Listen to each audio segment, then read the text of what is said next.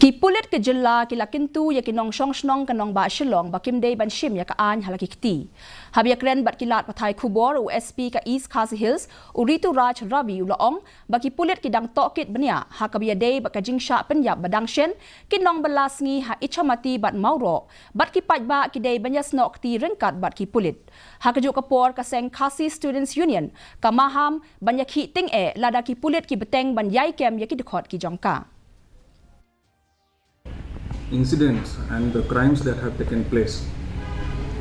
We are investigating thoroughly in a completely professional manner. Now the people involved in such heinous crimes, they need to be brought to book.